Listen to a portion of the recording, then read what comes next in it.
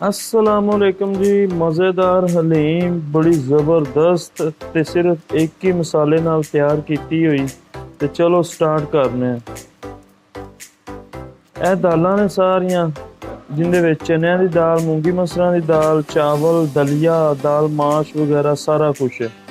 ਤੇ ਇਹ ਇੱਕ ਹੀ ਮਸਾਲਾ ਇਹਦੇ ਵਿੱਚ ਪਾਉਣਾ। ਇਸ ਤੋਂ ਇਲਾਵਾ ਇਹਦੇ 'ਚ ਹੋਰ ਕੋਈ ਮਸਾਲਾ ਨਹੀਂ ਤੇ ਸਾਰਾ ਮੈਰੀਨੇਸ਼ਨ ਕੀਤਾ ਹੋਇਆ ਮਸਾਲਾ ਹੈਗਾ ਸਾਡਾ। ਇਹਨੂੰ ਹੁਣ ਇਹਦੇ ਵਿੱਚ ਪਾ ਦੇਵਾਂਗੇ। ਇਹਦੇ ਤੋਂ ਇਲਾਵਾ ਕਿਸੇ ਹੋਰ ਮਸਾਲੇ ਦੀ ਜ਼ਰੂਰਤ ਨਹੀਂ ਹੈ। ਅਗਰ ਤੁਸੀਂ ਵੀ ਲੈਣਾ ਤੇ ਨੰਬਰ ਉੱਤੇ ਆਏਗਾ, ਉਸ ਨੰਬਰ ਤੇ ਰਾਬਤਾ ਕਰ ਸਕਦੇ ਹੋ। ਇਹਦੇ ਤੋਂ ਇਲਾਵਾ ਇਹਨੂੰ ਅੱਛੀ ਤਰ੍ਹਾਂ ਮਿਕਸ ਕਰਾਂਗੇ, ਹੱਲ ਕਰਾਂਗੇ ਤੇ ਇਹਦੇ ਥੱਲੇ ਅੱਗ ਬਾਲ ਦਿਆਂਗੇ। ਇਸ ਮਸਾਲੇ ਇਹੋ ਹੀ ਤਰੀਕਾਕਾਰ ਹੈ ਸਾਡਾ ਹਲੀਮ ਬਣਾਉਣ ਦਾ ਤੇ ਤੁਸੀਂ ਵੇਖਦੇ ਪਿਓ ਇਵੇਂ ਹੀ ਆਪਾਂ ਬਣਾਉਣੀ।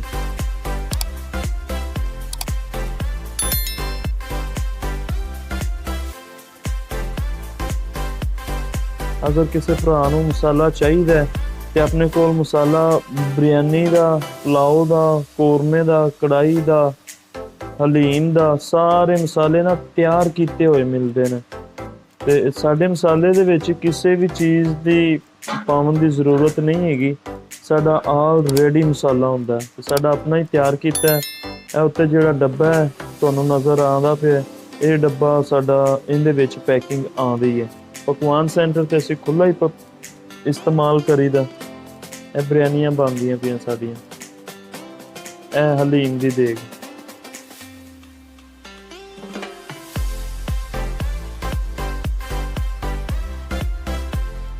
ਵਾਲਾ ਆਉਂਦਾ ਪਿਆ। ਉਹਨਾਂ ਦੇ ਚਿਕਨ ਪਾ ਦੇਵਾਂਗੇ ਤੇ ਚਿਕਨ ਪਾਉਣ ਤੋਂ ਬਾਅਦ ਉਹਨਾਂ ਨੂੰ ਢੱਕ ਦਿਆਂਗੇ ਤਾਂ ਕਿ ਚੰਗੀ ਤਰ੍ਹਾਂ ਵਾਲਾ ਖੁੱਲ ਜਾਵੇ। ਖੁੱਲ ਕੇ ਆਵੇ, ਦਾਲਾਂ ਗਲ ਜਾਂਦੀਆਂ, ਚਿਕਨ ਵੀ ਗਲ ਜਾਏ ਇਹਦਾ। ਫਿਰ ਇਹਨੂੰ ਨਾ शुरू करा दे असल हलीम के प्रोसैस में। तो मसाला उस तो इलावा असीं इहदे च कोई नहीं पाया। बाकी तड़का प्याज का वो एंड ते लाने आ ते तुहानूं वो भी विखावांगे। ये दालां ये गलदियां पईयां ने, मुकम्मल नहीं गलियां।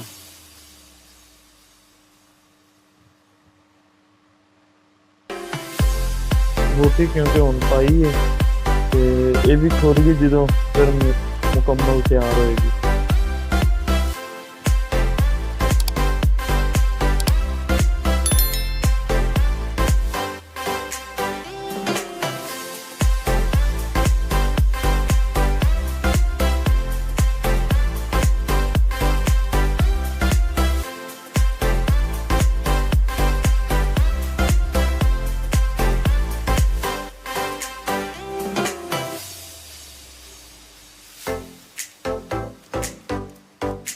दालां गलदियां पईयां ने माशाअल्लाह, लेस छड्डदी आंदी दाल।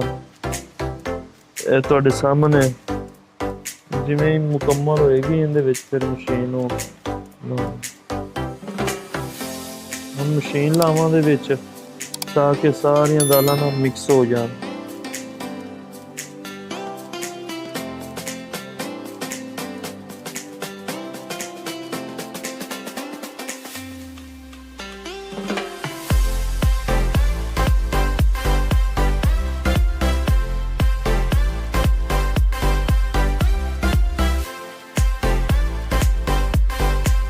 होगी लीन चेक करने कितनी को होगी, मज़ीद ज़रूरत है या नहीं।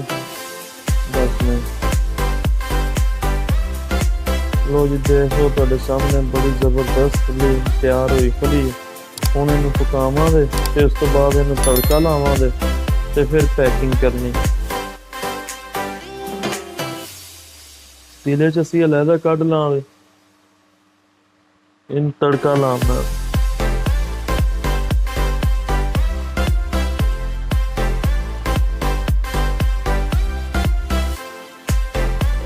ऑयल गर्म हो गया, इहदे विच हुण प्याज जिहड़े असीं कटर कीते ने वो पा देवांगे तड़के वास्ते, ब्राउन करके ते फिर उहदे विच पलट देवांगे।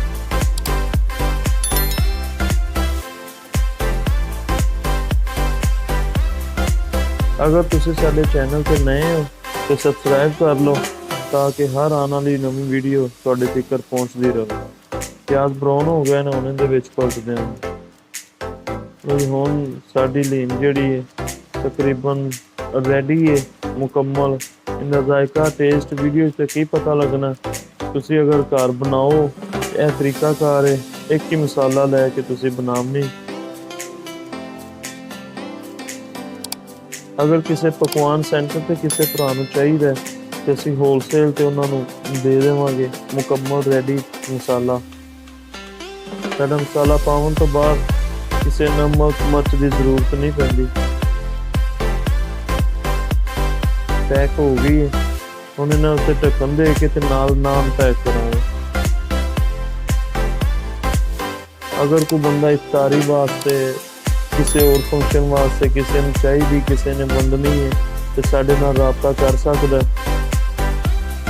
ਬੜੀ ਸਫਾਈ ਸੁਥਰਾਈ ਨਾਲ ਕੰਮ ਕਰਕੇ ਤੇ ਤੁਹਾਨੂੰ ਦਵਾਂਗੇ।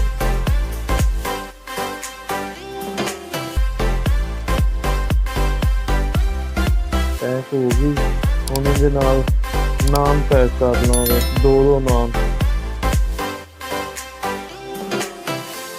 ਵੀ ਪੈਕ ਹੋ ਗਏ ਨੇ। ਸ਼ਾਪਰ ਬਾਕਸ ਬਣ ਗਿਆ ਮੁਕੰਮਲ। ਹੁਣ ਇਹਨੂੰ ਵੰਡਦਿਆਂ ਦੇ ਬਾਹਰ ਜਿਹੜੀ ਪਾਰਟੀ ਦੇ ਹੈਗਾ ਉਹਦੇ ਵੱਲੇ ਭੇਜ ਦਿਆਂਗੇ।